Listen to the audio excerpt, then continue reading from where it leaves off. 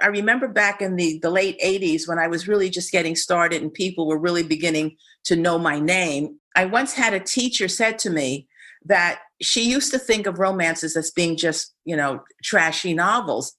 And then she started reading them. And she said, I realized that my girls in school, these are important books for them to read because the stories were always pretty much middle class and higher.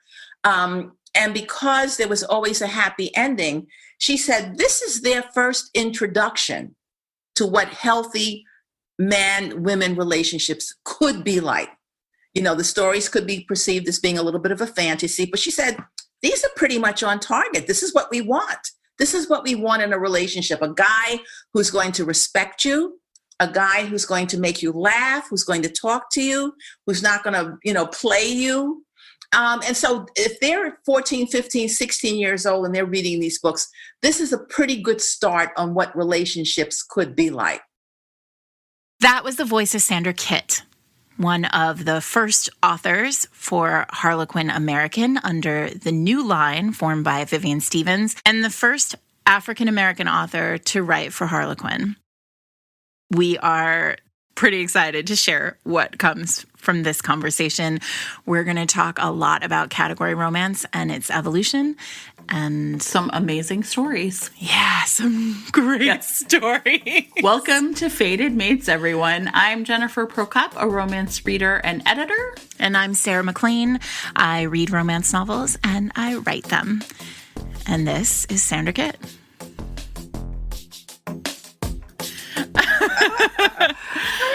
All right. So we're thank ready. you so much for joining us. We are really thrilled to have you. Thank you. I know I told Jen right before we started that I had a little taste of, I know some of your stories because we've had lunch together. Oh, yes. Great fun. Great fun. And maybe all now, you New Yorkers making me jealous. I know. Now that we're all getting vaccinated, it might actually happen again. Yeah, I think so. I hope so. Exactly. I hope so. So, Sandra, let's start at the beginning. How did you become a writer? Well, I guess I first have to say that I was not looking to become a writer. When this all happened to me, I was very happy in a professional career as an astronomy librarian at the American Museum of Natural History in New York. And it was... I love astronomy and the moon. I'm so excited right now. That is like the coolest job. It was a very, very cool job. And working at the museum was just great fun. I met the most amazing people there, beginning with Isaac Asimov, with whom I became very good friends. Sure. With him and his wife, and illustrated 2 books for him. Wow. And following through, the whole astronaut era, being able to meet them up until and even now, Dr. Neil deGrasse Tyson, with whom I worked for almost 20 years before he went off to become a rock star. Sure. And I continued doing women's fiction and romances. So it was a wonderful career. And actually what happened was, it was very instantaneous and haphazard, really. I got an idea one day for a story. I'd never written a story before, but, going through school, I wrote a lot of poetry and little romantic scenes. I wouldn't call them stories. And I got this idea for a story, which came to me in my head, fully developed in about 5 minutes. And I went home that evening after work and sat down and began writing. I had no idea what I was doing. I wasn't sure what the format of a book was supposed to be like. And I wrote this story in about 6 weeks, and it was over 100,000 words. So that tells you how much it just absolutely flowed out of me. Amazing. And to this day, I still believe that was the book that I was meant to write. And ultimately it was published as The Color of Love. Mm-hmm. So that was my seminal book. That's the one that I'm most known for. That's the one that continues to sell. But that wasn't the first book that you published. Right? That wasn't the first book that I published. It was the first book you wrote. Walk us the very through first book I wrote. How that happens. How it got from the first book to the first published book. Well, I had no expectations of getting published. I really wrote the book for myself. I'd never seen a story like The Color of Love. That was not the working title. It was something else at the time. For everyone, The Color of Love is about a white police officer and a black heroine. Which remains so topical even today. Right. It did have a white police officer. The story took place in New York, where I was born and raised. And the heroine was an African American book designer who worked in publishing. They met in a very kind of strange, fortuitous way, purely happenstance again. And because of the way they met, she sort of came to his aid one morning when she found them outside of her house. He returned 6 weeks later to thank her. Mm. And he was both stunned that he had done that, and so was she, but it began a friendship. And of course, ultimately what happened with the friendship, once they got over their qualms about being interested in someone of another race, they began to fall in love. And it's a story about how they overcame all of the obstacles, of which there were many, in order for them to commit to their love and to show each other how much they really believed in each other and loved each other. I'm very proud of that book. I thought what I wanted to do, besides write an interracial story, because I was looking at the world I lived in New York, in the country, and we don't talk about it, but it's not as if interracial couples have, never existed before. But I wanted to not only see if I could write a story that was credible about an interracial relationship, I decided to really throw in the kitchen sink by making the hero a cop. Yeah. Because then, as now, the relationship between law enforcement and, communities with people of color has always been tenuous, has always been very, very rocky. So I wanted to see if I could write a story that the readers would believe, that they would believe that this was even possible. And I think I succeeded just in the history of the story itself and where it is even now in the history of romances and women's fiction. Yeah, you came out of the gate swinging for the fences. I did. Ground us, what's the year that we're talking about at this point? I began writing that story and finishing it in 1980. Okay. So I'm also giving away my age. That's okay. Barely even born. That's fine. Thank you, Sarah. Love you. But it wasn't published until... It was 15 years. 1995, right? It was 15 years before I could get it published. And that's not to say I didn't circulate it among all of the publishing houses. And what I consistently got back as feedback from the editors is that this is a really well-written book. It's really, really interesting, and I don't think we can publish it. And they would say, we just don't know what we would do with it because it's such a taboo subject. And that was the word they used, taboo, because it was this whole interracial thing. We kind of take it for granted now in the 21st century. Yeah. But in 1980, it was not done. And, you should see if there are any other interracial stories around that era. And there really aren't. I can only think of one, but it wasn't considered a romance. It was considered commercial fiction. And it had a different kind of theme. Right. Yeah. Well, what they had in the 80s were those awful romances with like Native American men in historicals. My feeling about them publishing them about with Native American heroes or using Arab sheiks and all that, it was just an excuse to write about someone who was of color. And they, so it became exotic. Right. You write about Native American falling in love or with a white woman. It was always a white woman. You can, it's all kinds of things. It's exploring an issue that no one ever talked about. So if you write about it in terms of historic fiction, then it's a little bit more acceptable rather than placing it in the 20th or now the 21st century. If you say, this is a story that took place in the 1800s. It's kind of like acceptable because it was the past. So my feeling is that I don't think it was a deliberate intent, but the way I read it is that this was a way of exploring the whole issue of interracial romances by setting the story, first of all, in a historical period, and then using other other races that were still kind of exotic because we really didn't know a lot about them, including our own Native Americans, or, the Arab countries, or people who are Spanish, or people who are South Asian, that kind of thing. But I just went for the jugular. I just said, I'm going to set this in American. Let's see where the chips. Nice. Let's see where the chips fall. Okay, so you have The Color of Love. Right. Which is not titled that at the time, but whatever. You had this manuscript. I think the working title originally was Through the Eyes of Love. It's also and nice. Then at a second revision writing through it, I named it Barriers. And then it segues. The final title was The Color of Love. And that was just the perfect title for it. It really spoke very specifically about what the book is about. But once I finished it, I put it aside because, as I said, I was writing for myself. Mm-hmm. I was writing stories that I had not seen in the industry, in the marketplace, in the bookstores. And the story came to me and said, this is a great story. The people who would like to read this. So I wrote a second book and I finished it. And then I wrote a third book and I finished it. And it wasn't until I finished that third book that I realized, because I had so many ideas coming to me so fast, I said, maybe some of this is publishable. Now, at the time, 1981, Harlequin had decided to start a new romance line where the stories were set completely in America, because, they're a Canadian company. And they then went on the look for American writers to write the American stories, because, of course, we sort of knew our own history.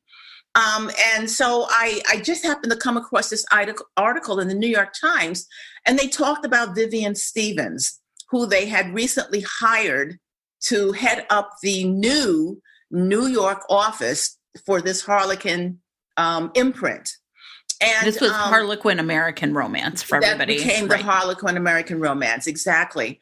So I, being a librarian, I dug up the number for the New York office. And when I called, I got Vivian on the phone. I was totally stunned. Amazing. But I didn't know any better. I was so innocent and naive about publishing and people and who they were and how this worked. She answered the phone. I introduced myself and said, I just read about you in the New York Times and I see you're looking for writers. I said, I don't really know anything about publishing, but I have written 3 books and I'm thinking perhaps one of them might interest you for your new line. And she said, well, why don't you come on in and meet with me? We'll sit down and have a talk. Perfect. And I'm thinking, all right, this is already sounding good. Were you at the time, you were writing romances, obviously. Were you? No. You were not? No, you weren't. No, I was not writing romances. I always believed that my stories were a lot bigger in scope and complexity than the romances that I had been reading. Were you reading them too? Oh my goodness, I'd been reading them since junior high school, but they weren't called romances in those days. They were called Gothic romances because they were all written about England. Mm-hmm. They were all historicals.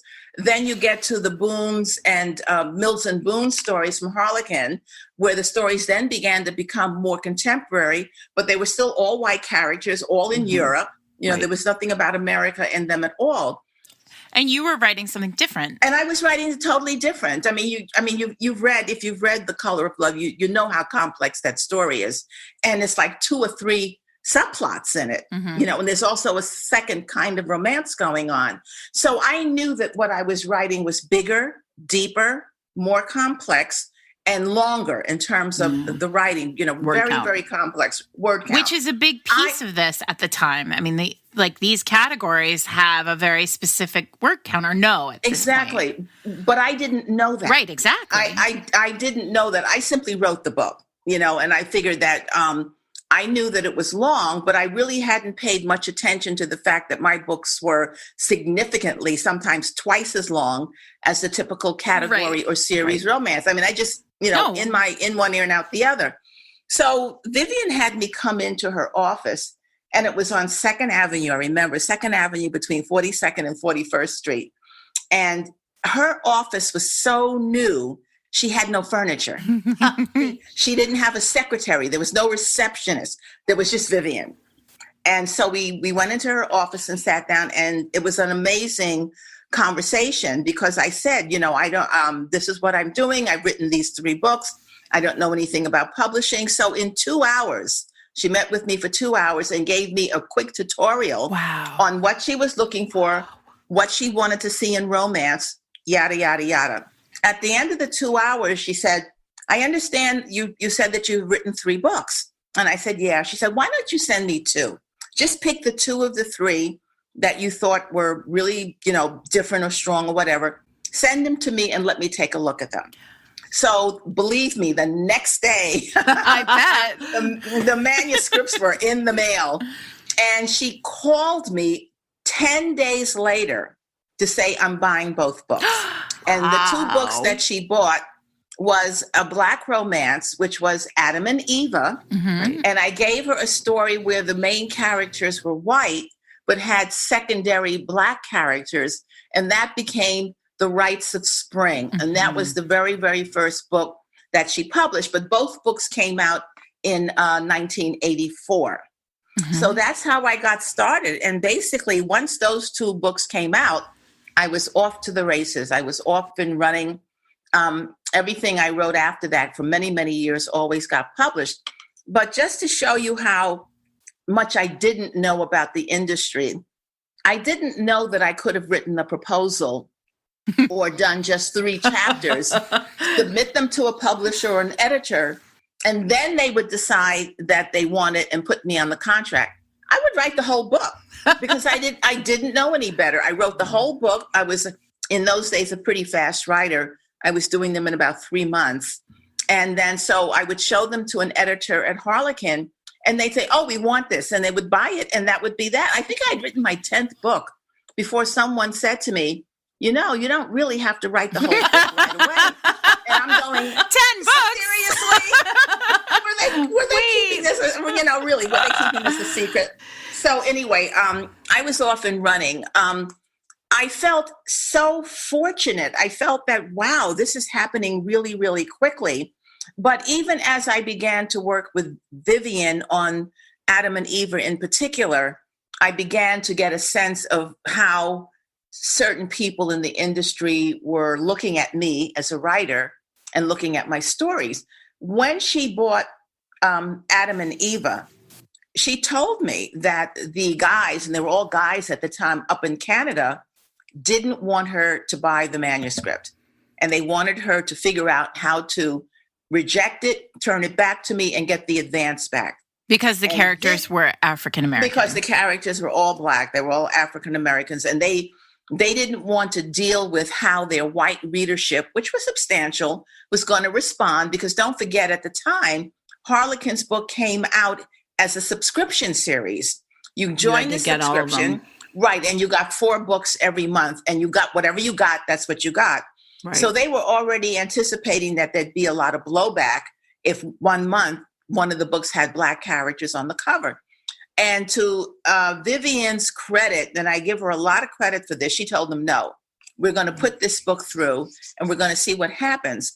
One of the things she said to me when I met with her was, my goal is to change the way we perceive romances in this country. She said, I can't do anything about the rest of the world, but I want the books to reflect the way America looks. And so she was actively looking for African-American writers at the time who would sort of break that wall and begin to come in. And this is where Elsa Washington comes into the story. I did not know Elsa before meeting Vivian. She was, Elsie and Vivian were actually very good friends. Let's face it, there weren't very many African Americans in the field at all, and they all knew each other. They're very emotionally and psychologically supportive of what they had to go through in order to break into this career. Maybe you could give listeners an overview of who Elsie is and why she's important. So Elsa Washington at the time was a journalist. She was writing, working freelance, doing articles. She wrote quite a bit for Essence magazine. I think that she was a regular columnist for a while. And so what Vivian did was to approach Elsa, because Elsa was a writer. Mm-hmm. And she said to her, I want you to write a book, because I'm looking to break in and open up this field to Black writers. We know that there are a lot of talented Black writers out there. We just have to find them. So she asked Elsa if she would write a book. And Vivian worked very, very closely with Elsie on the book, because as Elsie told me maybe a year or two later after the book came out, which was called Entwined Destinies, and she wrote under the name of Rosalind Well. That was her pseudonym. She said it was really, really, really difficult for her to write the book because she says, I'm not a novelist. She says, I write freelance, I write nonfiction, I write about beauty, I write about all kinds of things, but I don't write romances. So Vivian had to really hold her hand through the project. They talked about the story settings. Vivian explained what she wanted in a romance, what the romance should be about. Elsie came up with characters and a setting, and they kind of, Vivian was kind of like a guidance for her through the process until the book was done. And that book came out not as a Harlequin American romance book.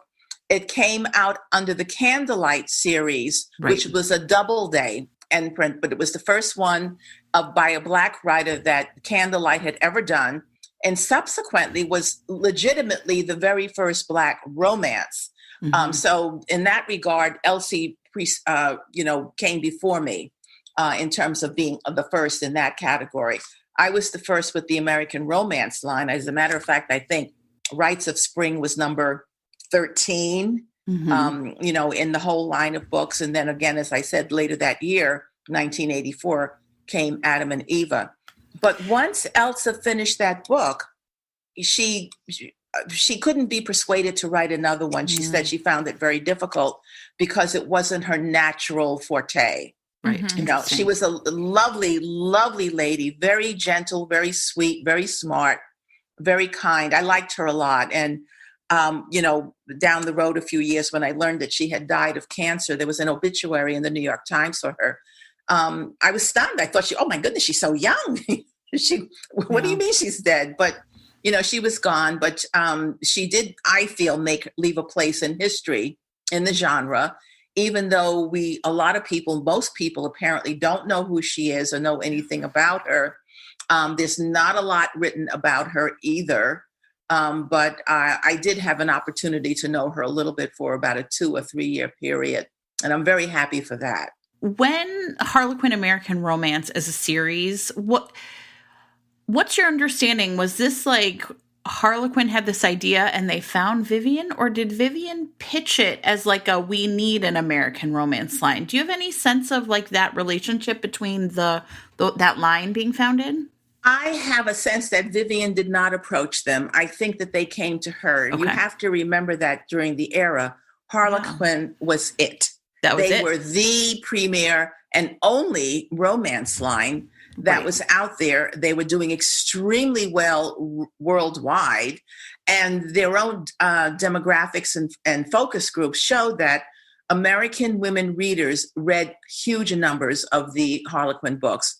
And it was always known that it was a Canadian company. I don't think the readers really paid much attention to the fact that it was a Canadian company. They just, they liked the genre. Sure. And I think it was the powers that be in Canada decided, wow, these are huge numbers from the American readers. Maybe what we should do is start a whole other line, right? That not only caters to the American reader, but is set the story. Otherwise the stories had never been set in America. The earlier Harlequin books had never been.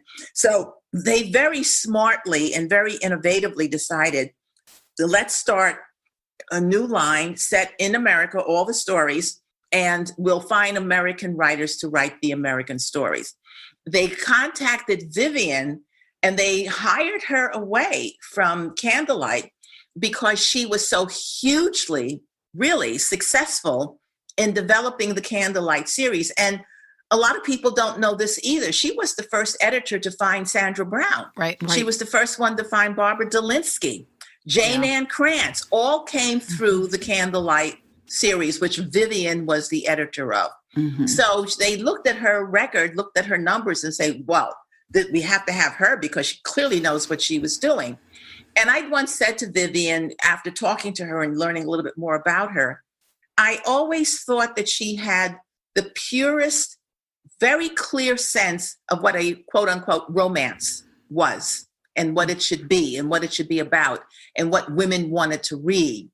And I think that the genre has certainly changed since the 1980s, late 1970s, and to the point where I think we almost have to redefine romance because what we read today in romance is not what I had considered romance when I came into the industry. And what appeals to me as a women's fiction romance reader is not like any of the books that I really see coming out today, which is fine. Change happens, change is natural. But I think that with change, you have to really revisit what it is you're writing. Mm-hmm. And what is the mission statement, so to speak, of the stories, So what is it you're trying to accomplish? That's really fascinating. Could you talk a little more about that? Are you willing to talk a little more about that with us? Yeah, sure. Because we certainly have had this conversation a lot, that the genre is always evolving, and where is it going now? So what are you thinking? Okay, so I guess I have to kind of go back a little bit to when I began reading them in junior high school, and they were Gothic novels. What appealed to me about the stories was the relationship between the he and the she. Mm-hmm. How did they actually come together? What drew them together? Now, the stories, the Gothic novels per se, always had an element of suspense about it, mm-hmm. and always damsel in distress being saved by this hunky hero who was also incredibly wealthy. And I was fascinated by that. But, 13, 14 years old, what do we know about love or romance? Then I sort of progressed from that to reading some of the Harlequin books. And those, the Harlequin books. And those appealed to me because they were contemporary stories, even though they were, still set in Europe or set in Canada. They appealed to me because they were contemporary, which is something I could really relate to. Then we started publishing books by historical novels, primarily by people like Joanna Lindsay, mm-hmm. And Kathleen Woodowis, who was one of my favorites. I just mm-hmm. loved her work. And there was another writer that I really liked a lot, Georgette Hare. Sure. Just amazing.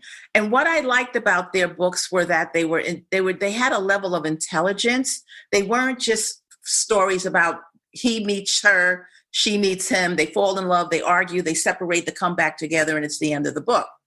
These stories were very well developed characters, real sense of history, particularly Georgette Hare.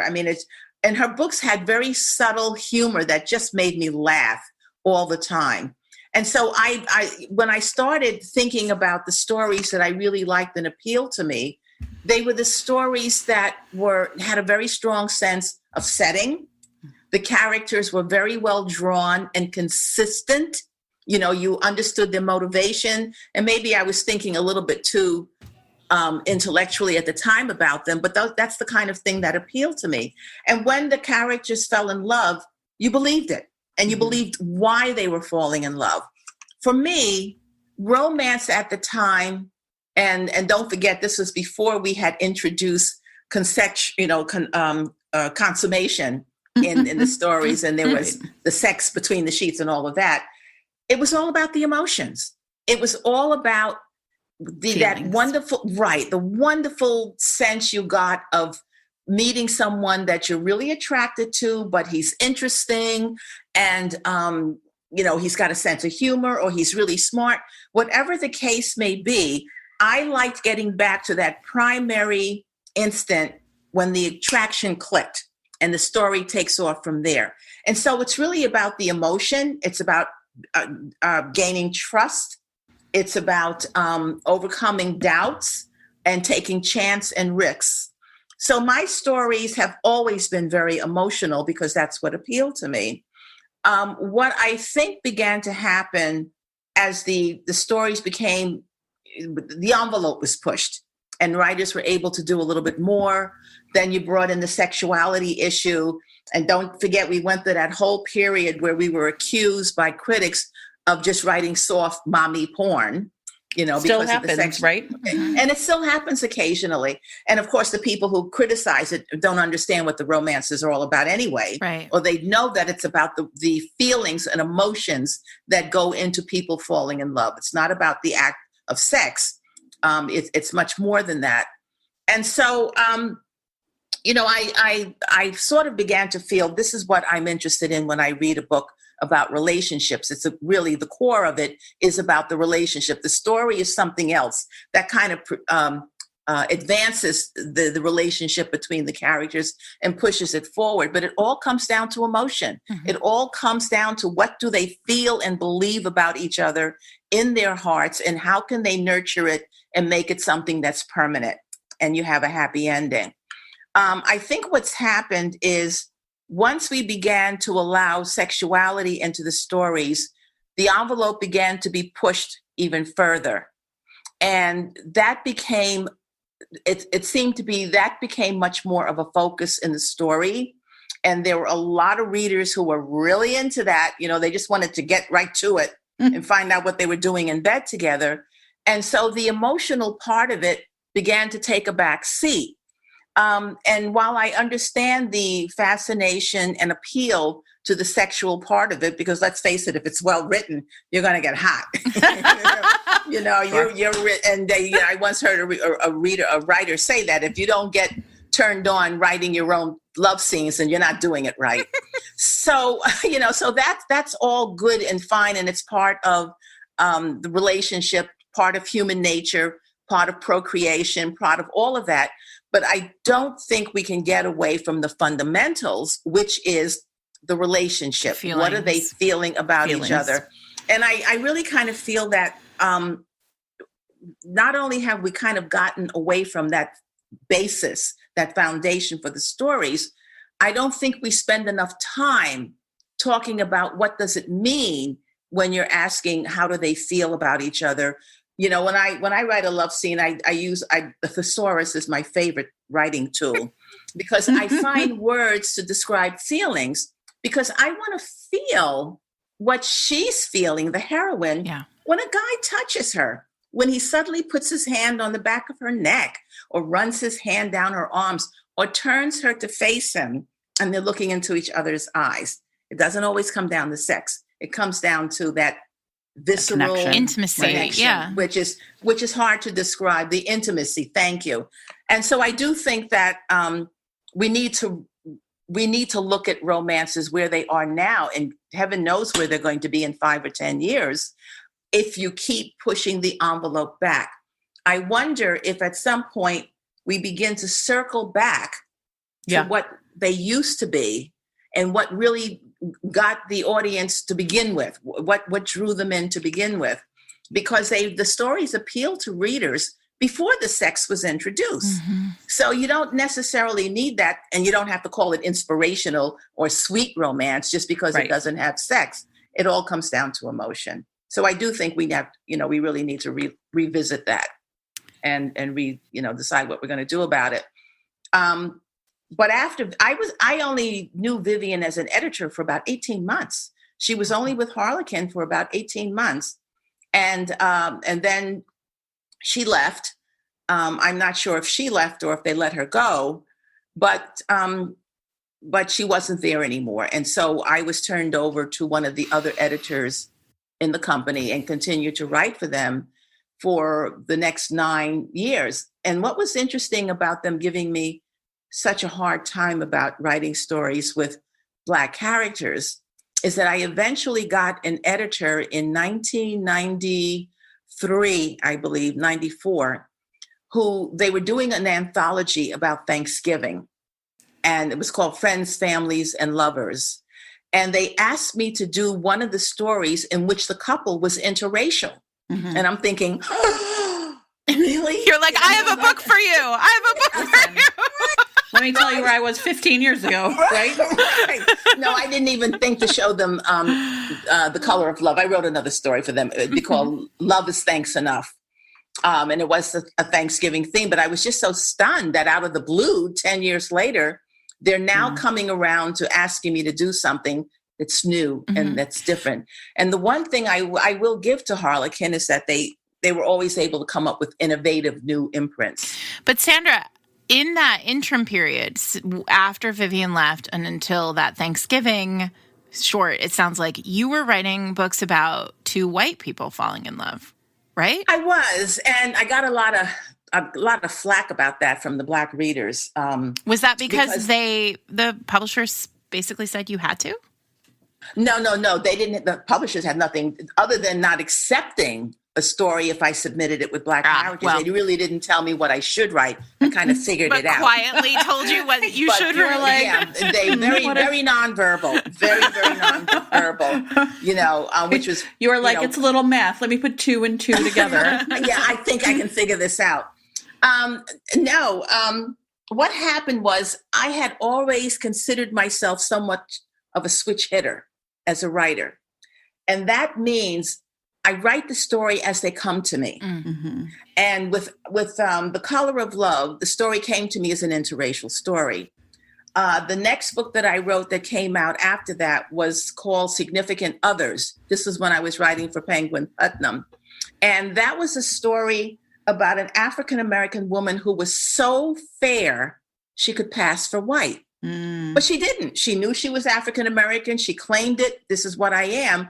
But being the way people perceived her because of the way she looked complicated her love life. Mm-hmm. So she was always having these mixed signals and messages coming to her from men that she met, whether it was a Black man or a white man. And, she wasn't looking for either. It's just she was who she was and she had to deal with it.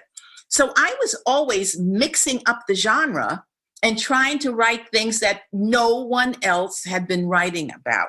Then there was Between Friends, in which these two girls who were childhood friends, one was Black and one was white, and they grew up together in the same community. And when the white woman had a child, the Black friend became the godmother to the white child. But then the hero was someone who had saved the heroine, who was African American, when they were teenagers, when she was about to be raped. And he literally saved her life. Then he goes off and lives his life, and she's living hers. When he is reintroduced to the community, then there is competition between the two girls over the guy who is white. So my stories, I was raised in New York, which is arguably one of the most integrated cities in the universe. And this is the world I've always known. I've always been part of multi-mixed community since the time I was in elementary school, junior high school. Some of the friends that I met in junior high school are my friends today. Mm-hmm. And they are Hispanic, they're Asian, they're Jewish, one guy is Hungarian, he's white. So this is not unusual to me. I looked at the world that I lived in New York, and that's where I began to draw on my stories, because I didn't ever see anything written about the reality of the city, let alone the country, which was beginning to change. The country was beginning to move towards a level of diversity that was noticeable. And all of my stories looked towards the future. And that's why I write contemporary stories rather than historical. I'm interested in the times we're living in, because in writing about where we are now, I'm absolutely preparing for the future and where we're going in the future. So did the Thanksgiving anthology lead you to get on the radar of, what was his name? Who founded Arabesque? Walter Zacharias. Walter, thank you. Sorry. Right. I was like Zachary, and then I was like, no, that's not right. It's Zacharias. You were close. You were very close. He was a sweetheart. But Walter was one of the few people who put his money where his mouth was. Mm-hmm. He understood that the industry was changing. He understood that the genre was changing. And we'd had talks about it. He'd say, I don't understand why other publishers don't realize that there's a whole market out there that they've been ignoring just because the readers may all be Black. He said, give them what they want, and then you get what you want, which is that you sell more books and you make more money. So he started Arabesque. It was actually called Pinnacle, Arabesque under the Pinnacle imprint, because he said, I think it's time. I think that if we put a line out there where the target audience is going to be African American. He says, I think it's going to be a success. And he came to me and my agent at the time and said, I'm going to start this line. This is what we're going to call it. And I want Sandra to be, my lead off writer for the line, because I was still at the time the only one out there who was doing these stories. I think in 1995, 96, that's when Beverly Jenkins may have come in on the scene, but she was doing historicals. Mm-hmm. Right. And that's where she made her bones and made her imprint, because there were no Black historical romances. So she just cornered the field, and she was a good writer, and she was a history buff. So she certainly did her homework. But that was the start of the market really beginning to open up and be accepting to Black voices. I liked the idea because I knew that there were other writers out there looking to get in. I was a little bit resistant to the idea of a separate imprint just for African American readers, because to my thinking, it smacked of segregation again. Right. I had hoped that when the lines came out, first there was Arabesque Pinnacle, and then down the road a little ways came Kamani. Because, Walter had passed away at that point. They had sold Pinnacle Arabesque to BET, Black Entertainment Television. Then Harlequin had picked it up for a while. And I knew that when Harlequin picked it up, it's because they really saw what it was they were missing in the marketplace. And I had a feeling that what they were going to do was acquire Arabesque, work with the current contracts that came in, and then they were going to kill off Arabesque and start their own line. And that's what they did. They brought in Kamani. Someone once said to me, though, but why didn't they, when you were there, they had you first. Why didn't they see after 9 books what you were capable of and use you as the impetus for growing a line or integrating Black writers into what Harlequin already had? I can't answer that question. I can't answer it because they've never really addressed it. And why should they? It's kind of controversial. But that's the way it kind of developed, But after the anthology from Harlequin, that's when I was approached by Penguin Putnam and Jennifer Enderlin, if you remember Jennifer Enderlin, who was a really hotshot editor and eventually became a vice president for the line. She was the one who gave me my first 2-book contract, which included The Color of Love. Until this, you've been selling one at a time. Until then, I was selling one book at a time for 10 years. Wow. Even Harlequin never said, we're going to put you on the contract for 2 or 3 books because, clearly your stories are selling. Yeah. And that's a whole nother story. Don't get me started on that. But Jennifer offered me the contract, and she bought The Color of Love. She says, I really like this story. And then the second book, she says, I want another book for you. And that's when I came up with the idea for Significant Others, about the young African-American woman who was so fair she could pass for white, and the complications that gave her life, particularly in the era of romance. But then after those books came out, I got another 2-book contract from them, and that became Between Friends, the story of the 2 girls who had grown up together. Right. And I think the another book from that was She's the One, which was about a firefighter. And then the last 2 books was Family Affair, about an ex-con. Again, I was always trying, what if I had a hero who was an ex-con? Can I pull that off? I was always asking Swinging myself, for the fences. Yeah. Right. Yeah. Just go for it. I mean, the worst that can happen is that they'll turn you down and, okay. I've had to face that. And then the last book I did, which was also very popular, was called, for that particular line, was called Close Encounters. Again, an interracial story where the hero was, again, a cop, and the heroine was an art teacher. And I can give away I can do a reveal here because, the book is really out of print right now. She ends up getting shot by the hero. He was on a sting, a drug sting with his team. He was I think he was a lieutenant in, the police department, and they had this elaborate sting set up. And her dog started getting fidgety, and she decided at 4:00 in the morning to take the dog out for a walk. And the dog sensed, because dogs do, that there was something going on, and he kept pulling her in the direction of what was going on. And before the undercover cops could realize that there was a pedestrian on the scene, action started popping, guns started firing, and they're after the bad guys, and she gets shot. Wow. And they didn't know right away who had shot her. Everybody was firing guns at everybody else. But in the subsequent investigation, it came out that the hero, Lee, had been the one to shoot her. Yikes. And he felt enormous guilt. It was clearly an accident. She was in the wrong place at the wrong time. And he really emotionally responded to the fact that he was almost responsible for killing a civilian, and a Black woman at that. And so that's how they met. Wow. He went to the hospital to see if she was okay.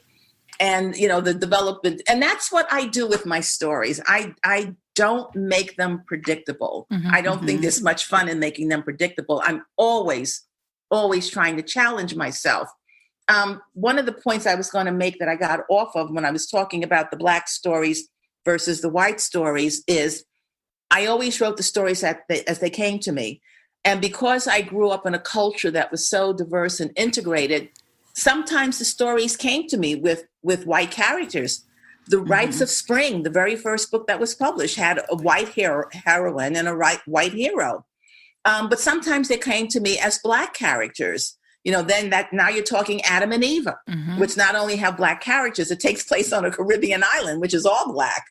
So, but I did have some Black readers accuse me of writing white stories because I knew that's how I would get published. And I was actually kind of hurt by that because that wasn't giving me enough credit for just being creative.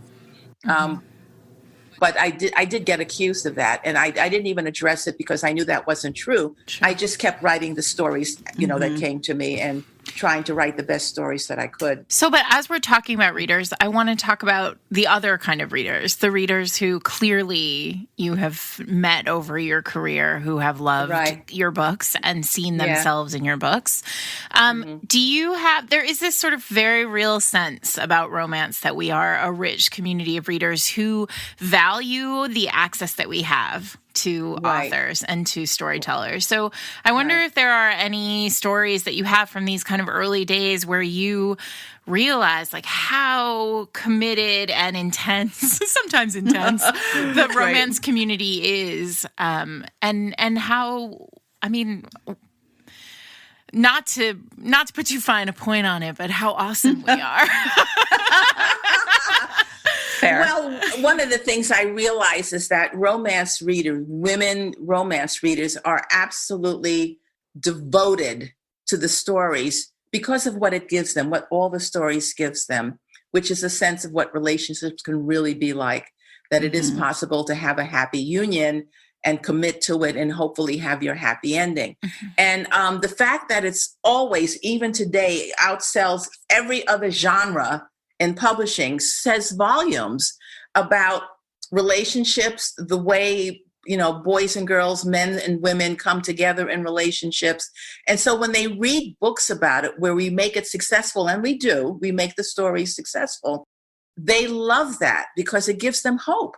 It gives them hope that if they don't have such a relationship now, it's absolutely possible that they could have it in the future.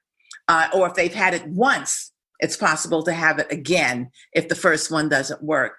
So I think that what we as writers contribute to the culture of relationships and romance and love is significant.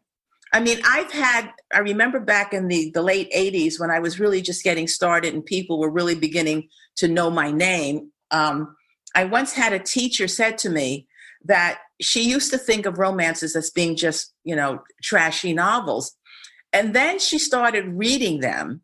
And she said, I realized that my girls in school, these are important books for them to read because because the stories were always pretty much middle class and higher, and because there was always a happy ending, she said, this is their first introduction to what healthy man-women relationships could be like. You know, the stories could be perceived as being a little bit of a fantasy, but she said, these are pretty much on target. This is what we want. This is what we want in a relationship. A guy who's going to respect you, a guy who's going to make you laugh, who's going to talk to you, who's not going to, you know, play you. And so if they're 14, 15, 16 years old and they're reading these books, this is a pretty good start on what relationships could be like. And I really appreciated her telling me that. As a matter of fact, a podcast that I did last year through DePaul University, I think Sarah probably is aware of it, with Dr. Freeman Moody. And the reason why she reached out to me, I was the first person she taped for that library series. And she says, I have been using your books in my sociology classes for years, because she teaches it to Black students about relationships, about Black men and women and relationships. And I was so thrilled and honored. I mean, I had no idea that anyone was doing that. So clearly what we do as writers really has a significant contribution to our development as human species who fall in love, you know, break up, fall in love again. But love is always, always what it's about. It's how do we connect to people and care for people. And the romantic part of it between a man and a woman, and of course today it's between a man and a woman and a woman, and you know, all kinds. I mean, the stories have really, you know, grown quite a bit in that area. But it's always, isn't it? It's always about love and people just wanting to find someone to love them. So I'm very proud that I've contributed to that. Right editors came to realize fairly quickly, and I've had several of them say this to me, you're not really a romance writer. Again, because my stories were so much bigger, in-depth, complicated, different, very, very different. And someone at Harlequin, an editor I had at Harlequin, halfway through my 9 years with them, said to me, this was interesting. She said, Harlequin is never going to tell you this, but she says you are one of their top 25 selling authors. And I didn't know that. Again, one of those things that you learn through the industry, but I just didn't know. I didn't know any better. I didn't know how you found out that kind of information, but an editor shared that with me because she said, I love your stories. She says, I'll tell this to you, but she said, because Harlequin will never tell you that you are one of their 25 best-selling writers. And that was at the time, you know, it didn't, you know, obviously things did change about that. But, you know, things like that made me, it gave me confirmation. It gave me affirmation that I really was on the right track, that I really was writing stories that had worth and that the readers loved and that were selling. I went to a conference once. I don't know if it was RWA or Catherine Falk's Book Lovers Convention, which was a whole different species. A real ride. Oh my God, talk about partying hard. And I had just done a workshop and I stepped out, you know, of the room into the corridor in the hotel. And it was very busy, women going back and forth, changing rooms for the next session. And there was this one woman who was standing off to the side and she just kept staring at me. And she was white, very petite. She wore glasses. I remember exactly what she looks like. And she stepped up through the crowd to me and I smiled at her. I just said, hi. And she says, are you Sandra Kitt? And I said, yes, I am. And she stared at me and she said, I didn't know you were Black. And I said, okay, is that supposed to matter? And she said, I love your stories. And that was a revelation for me as well. Yeah. She didn't know what I looked like, but she liked my stories and she had been reading them. What I always wanted to do and what I hope to do was to always, from the beginning, appeal to an audience of readers. I didn't care if they were Black or white. And my stories were never deliberately, specifically geared towards a target audience of Black readers or white readers. Since I wrote both kinds of stories, If they went out there into the universe and found readership, that's what I wanted. I have men readers. I just got an email 2 weeks ago from this guy in, oh my God, he lives in some place like Iowa or Indiana, and an I state, the middle. It was right. Look, I'm in Illinois, so right, so let's not malign the I states, everybody. My goodness, my lips are sealed. No more will be said. And he contacted me on LinkedIn because I have a LinkedIn account because I was a former librarian, and he said, "I just read your latest book. And I want to tell you how much I really, and he was white, by the way. He says, I really, really enjoyed it. He says, it was so well done. And I believe the characters. He said, good job. Keep it up. I'm looking for your next book. I mean, women don't talk about male readers who read their books. No. Right. And I remember going through a period when I would have cops who read the book because someone said, you got to read this book. It's about a white cop. And, so every now and then I'd get an email or a letter from a cop who would say to me, you got it good. You got the voice down. You got the culture. Wow. I did a lot of research on the cop culture, and I actually became very friendly with a few of them when I still lived in Brooklyn, because they were very good about letting me come in and interview with them whenever I was working on a new story. That, for me, as a writer, is the best kind of testimony you can get as to whether or not your books work. When it's about people who understand the culture and come to you and say, you did it, you got it right, or people that I don't even know who take the time to reach out to me and say, this is a really good book. I really enjoyed it. Thank you. I'm looking for the next one. I mean, that is gold, absolute emotional gold to me as a writer. And when I used to begin to feel a little bit insecure and wondering if my stories were still relevant, if readers were still reading them, something like that would come in to let me know there are readers out there who absolutely love your work. I still get letters from women who say, I love The Color of Love. I read it 6 times. I still have it. My book is falling apart. What am I going to do? I need to get a new copy. That's why you do it. You do it for the readers who get your voice, the ones who you've managed to reach. You don't reach everybody, and I understand that, and that's okay. That's not my goal in life, is to come up to that kind of standard. But the ones who write me with such wonderful feeling and sincerity, that's what makes it all worthwhile. And that's where, for me, I've succeeded. Yeah.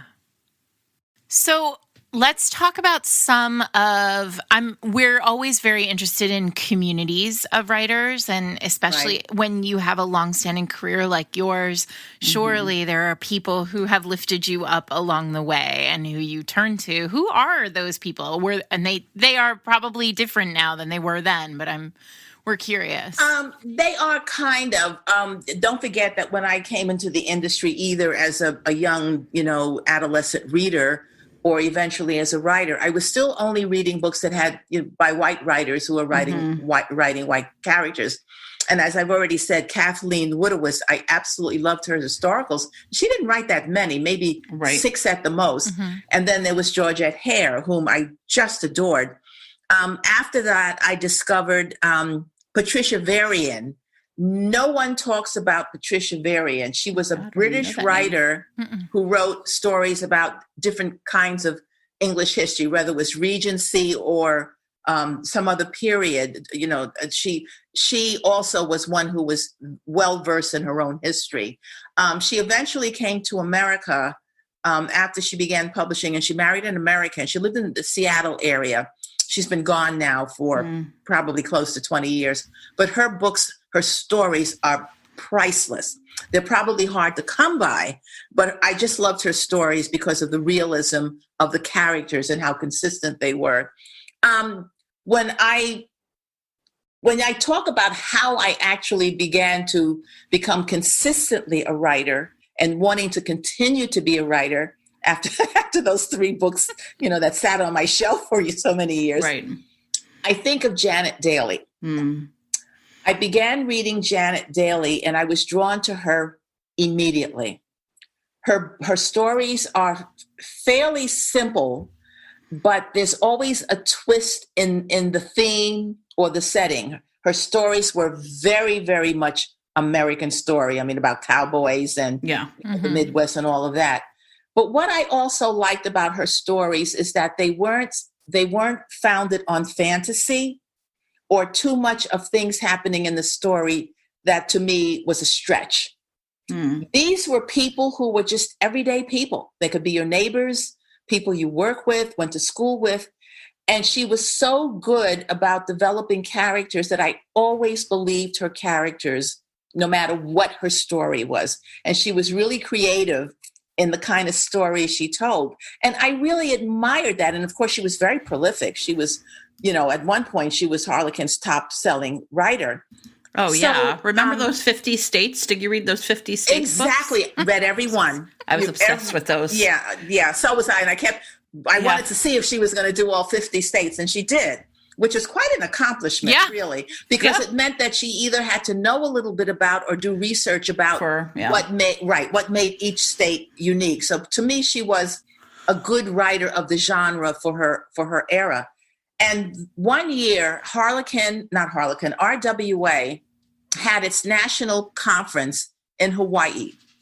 It was the first time they'd ever gone out of the country for that. But what they were trying to do was to occasionally set the conferences in a part of the country where it made it easy for other people to get there. They didn't always have to come from California all the way to New York, or they didn't have to come from, New Mexico all the way to Chicago. And they set it in Hawaii so that people on the West Coast could come. Everybody to the had to go. Sure. Everyone had to go. And also Hawaii. Hawaii. Right. I mean, exactly. I have to go to Hawaii for work is a pretty... Yeah, and then you write it off your taxes. Exactly. So I was at the conference and I was headed back to my room and there was a woman waiting at the elevator. And as I approached the elevator, the doors opened and she walked in and I walked in and I realized it was Janet. Yeah. And while I had her in the elevator, I debated with myself for a few seconds, should I interrupt her? Should I, introduce myself? And I finally did. I said, I just want to let you know that how much I love your stories. And I want you to let you know that I began writing and publishing because of your stories. And she just sort of, I don't even know if she even said anything beyond thank you, but she just stared at me as if she couldn't, realize that someone was actually saying that to her. I don't want to read into it too much more. Well, you know this very well, but the answer is if you are ever in an elevator with an author and you want to say, I love your work, you definitely should say that because we like that a lot. Absolutely. So I was always happy that I got a chance to tell her that, particularly when I also felt that she passed away way too young. I was always happy that I was able to tell her what an inspiration her books and her writing was to me and what allowed me to keep going in my voice and not try to write to trends or ideas or other authors or even to readers. Just write your own story. Today, when I try to think about writers that I particularly like or who influence me, of course, Jane Ann Krantz comes to mind because she's just so amazing. She's incredible. She really is. And I like Jane Ann. She and I go back a long way because she also was a librarian. And she likes to tell people that. Sandy and I know each other because we were both librarians. So she was an influence on me. There was another writer. Her name was, she doesn't write anymore. And she didn't really write that many books. Her name was Anita Richmond Bunkley, African American. And it was interesting when she came into the industry, long after I had been writing, her first 3 books immediately went to hardcover. And she was writing about unusual African American history in the country. I think her first book, which she self-published, was called The Yellow Rose of Texas. And it was all about this Black family in Texas who discovered I think it was oil on their property, which was very kind of unusual. But then it's what happens with the family and with other people trying to get the land away from them. And I remember reading this and thinking, this is so well done. And I was, very pleased about seeing this new kind of story out there, Anita Richmond Bunkley. And then she wrote a couple of other books and kind of faded out from sight. And Sarah made note of the fact that a lot of writers who started out back in the day, many of them eventually stopped writing, for whatever reason. Maybe they had no more stories. Maybe they were one book wonders. Maybe life took a turn for them, or maybe they lost interest. Who knows? But there were many who, really did very well for a short period of time, and then the candle burned out. I started out in the arabesque line with a writer, and it's interesting. She had a pseudonym. Her pseudonym was Ebony Snow. Oh yeah, sure. I've seen that name. Yeah. I know that name. Yeah. And it's terrible, but I can't remember her real name. I just remember that she had such a strong pseudonym. Yes, perfect. Ebony, right? It was perfect. And she had her signature piece was whenever she appeared in public, she would dress very elaborately in long period dresses and big Southern hats with plumes of feathers. And, she was a very, very pretty lady, and she was petite, so she could carry it off. So, I do a signing with her, and there I am in my little mini skirt and, little top and my jewelry. And there is Ebony in this huge hat, and this lovely, long, close-fitting dress all the way to the floor. And I'm thinking, they're not even going to look at me. But it was fun because, again, she was a lovely lady, just very, very charming. I liked her very, very much. Then loved doing programs with her. And we were actually good foils for each other because our stories were so different. And, we did get a lot of attention, when we did the programs. Donna Hill. Oh, sure. Donna Hill and I go back a long, long way. And actually, Donna began writing what they called... the romance magazines that used to come out? With the photographs? Yeah. Well, she started writing for that, in the late 70s, early 80s. But they I don't know if I could consider them romances. It was a magazine. Yeah, they were fiction serial. They were fiction magazines. Right. You would sort of get them, and they were the size of like an old Life magazine. Exactly. And they had photographs. They had clearly staged these elaborate photo shoots. I'm going to confess, Joanna Shoup, who is a wonderful writer, gave me one for Christmas last year that's like a very kind of falcon cresty, this like scandalous family on a vineyard, and it's magnificent. Right. Anyway, so she wrote, Donna Hill wrote for those first. She wrote for those first. We have to get her on too. Oh, yeah. She's fun. She's lovely. And as a matter of fact, I had reached out to her, and she was kind enough to recognize me at a program recently. And she says, well, one of the people who was really there for me when I was trying to break into publishing, she said, was Sandra Kitt. She would really take the time to talk to me. That's nice. Did the same thing for Gwen Foster, who is now, I actually mentored her, and she passed away about, 6 or 7, 8 years ago. I've mentored Marcia King Gamble, who is a multi-published writer who lives in Florida, in Fort Lauderdale. So I'm proud of that also, of having mentored a lot of people.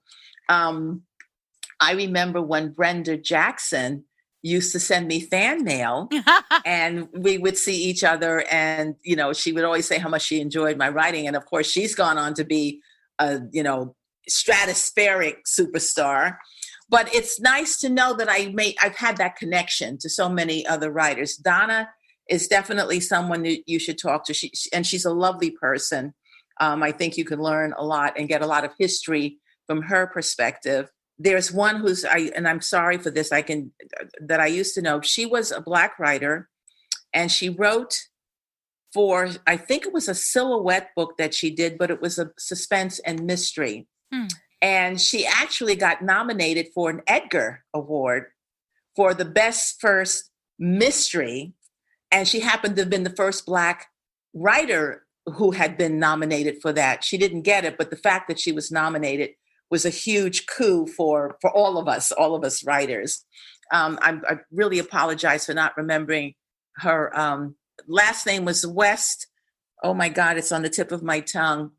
And then in terms of just going back to Harlequin for a moment, they also had another Black writer who came about in the mid to the late 1980s. She was African American.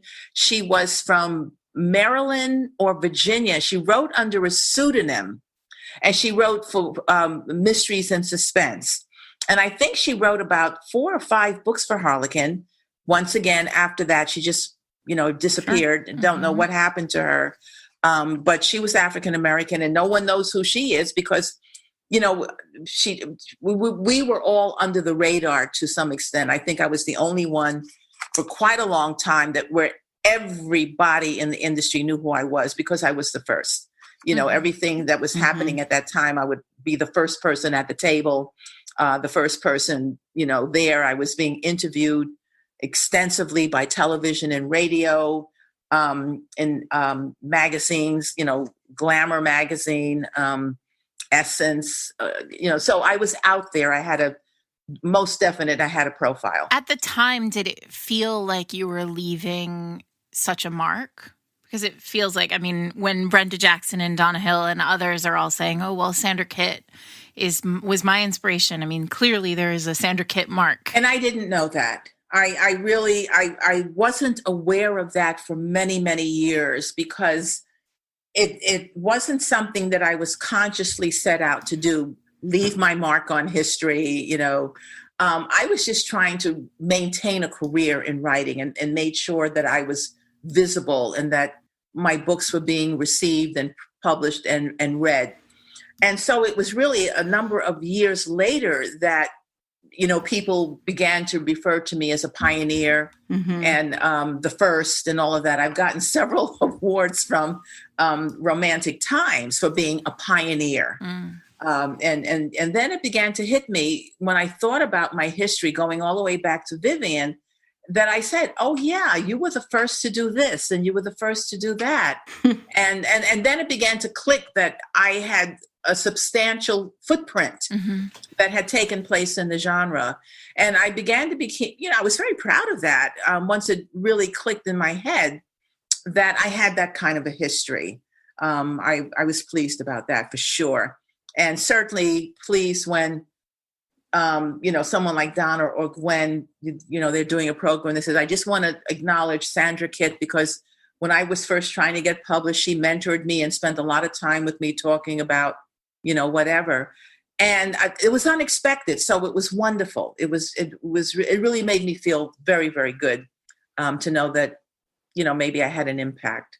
When you think about your all the books you've written, what's the one that you, that's your favorite or that you hope will outlive you? Well, for sure, Color of Love, because it was the first book I've ever written. And I wrote it from such a pure place. I didn't know anything about writing. I didn't know anything about publishing. I simply had a story. And I was very pleased and proud that when I finished that book at over 100,000 words, it was the story I intended to write. It had the trajectory for the characters, the ups and the downs, and the ending that I wanted. And I was just enormously pleased that I had been able to do that. Certainly the rest of my career was, I was very proud of just because of what I accomplished and just from being able to stay in the game, for as long as I've been able to.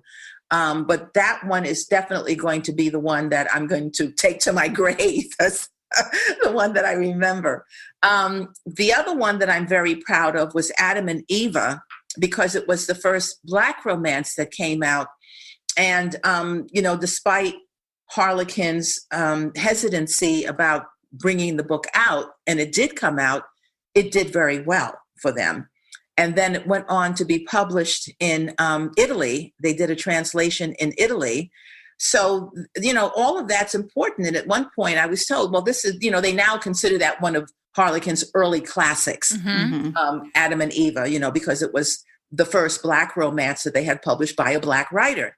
So they did recognize that, and I was very pleased about that. Many, many, many years later, I went on to do a spin-off of the story. There was a little girl in Adam and Eva, and I had her grow up. And so I wrote a book, I think it was 2008, 2009, called Promises in Paradise, which was about a little girl who became a doctor. She's an adult now, but it revisits Adam and Eva who, Nice. did, have their happy ending. So I'm very proud of that story. More recently, I'm very proud of the book that came out this past April. I started writing for Source Books. Mm-hmm. And I have a 3-book contract with them. First book came out in April. Second book will come out next year. I'm starting to write the third one now. But the reason why I'm so proud of it is because I did such a good job with the hero and heroine. Whenever I have a chance to sit down and read the story again, I'm equally as surprised. I'm thinking, oh, this works. They really are consistent, and they're so cute together. And the hero has this great sense of humor. And so I was very happy about that because I had a very long hiatus from writing from about 2010 until 2018 when I got this new contract. And of course, the first book didn't come out until 2021, just this past April.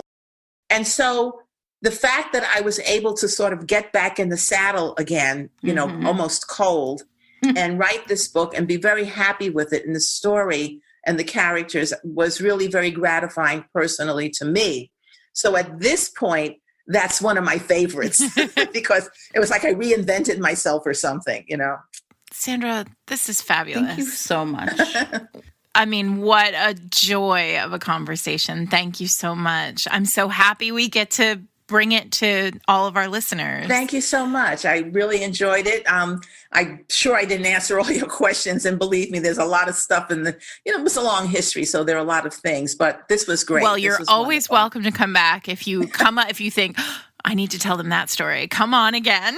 Yeah, exactly. I would love to. I would love to. Know. And I'll start reviewing it because I know there's a lot of interesting things that happened during my career. Yeah. I never told you about Fabio. Oh, wait. No, we're still recording. Tell us about Fabio. Tell us about Fabio. Well, he was delightful. He was handsome as anything. Very, very popular as a male cover model for historical novels. However, when I was writing for Harlequin, I did a book called The Way Home. And it came to me that his face, his persona would be perfect as the cover model for the book. And this was another one of my novels where all the main characters were white. And I said, but he has long hair and, and right, and, very solemn kind of, and I said, I'm going to do this. Oh my God. So I'm looking at the cover right now. But it's him. It's him. I don't know if you can tell. I can, and it's amazing. I loved it. I turned it into, when I turned in the book, I had his picture and I turned it into Harlequin to the production company. And I said, this is my hero. This is the model you're going to follow, but you're going to make him contemporary.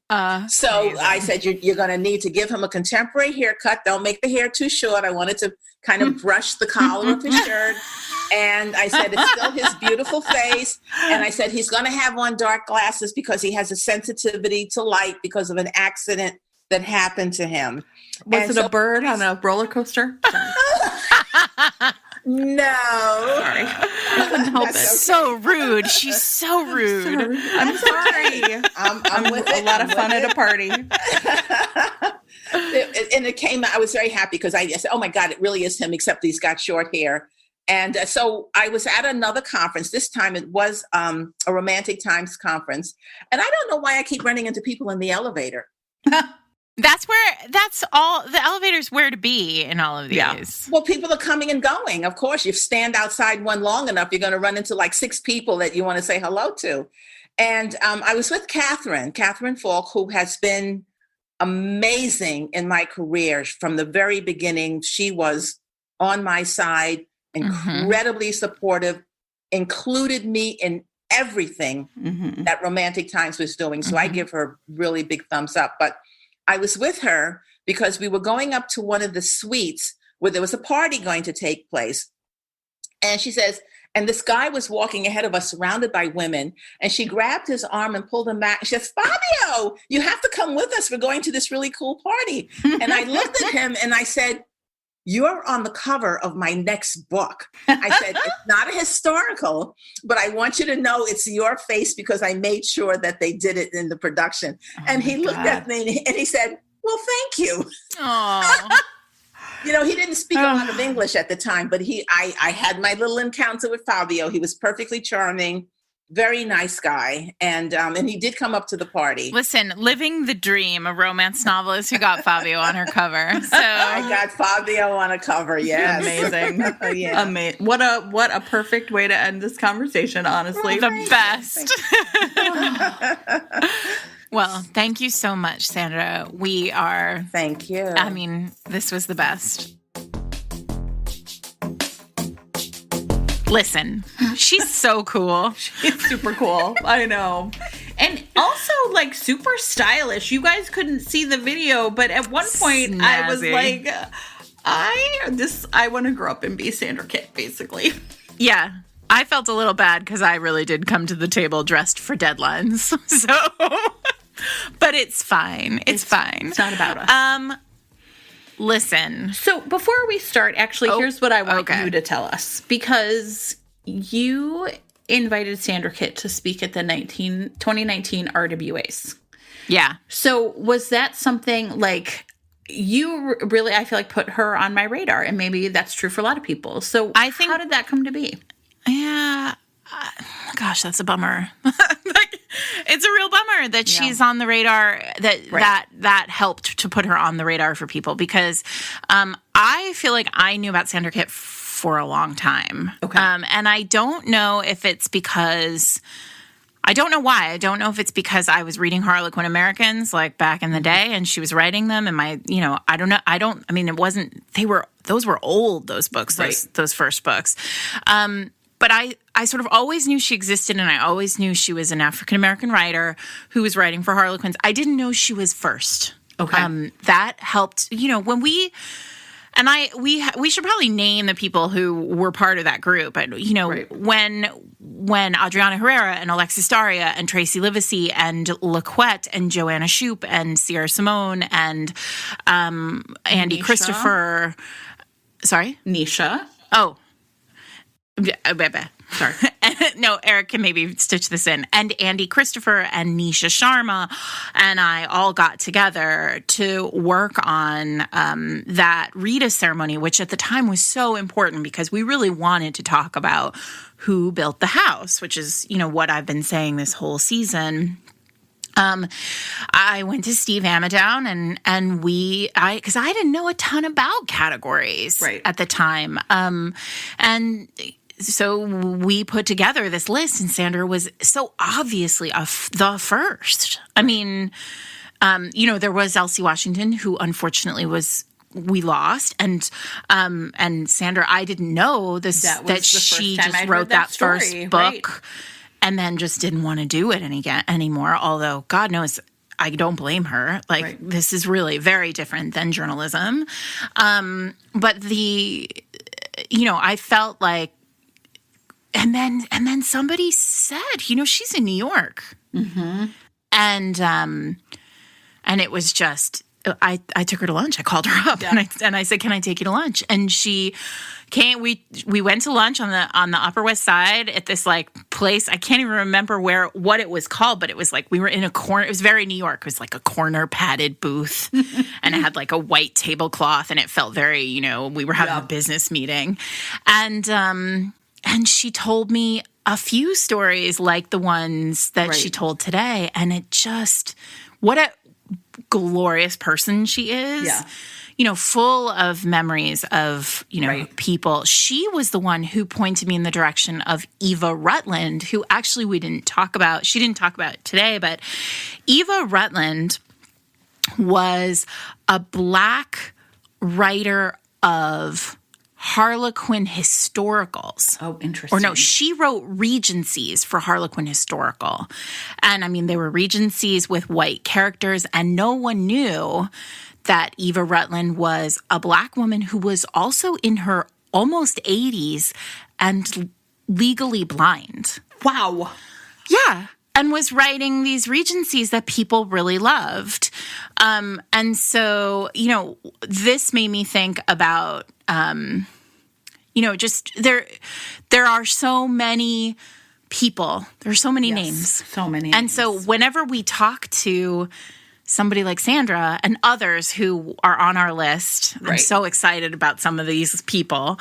And when they say, oh, you should know about this sort of this person who very few people have talked about. And she's so great. And I was so glad that she got to talk about Elsie Washington. Yeah, me too. And also about Vivian Stephens, because even though we've heard bits and pieces from people, I feel like this it just adds that little bit of information every single time, right? Yeah. About and who she was and what she was trying to do. Yeah, I mean, maybe at some point in the future, we really should put together an episode that's just about Vivian Stephens, because I feel like you should all go, if you haven't gone and listened to the Vivian Stephens interview at the Black Romance podcast. Yes. You absolutely should. We'll put links in show notes.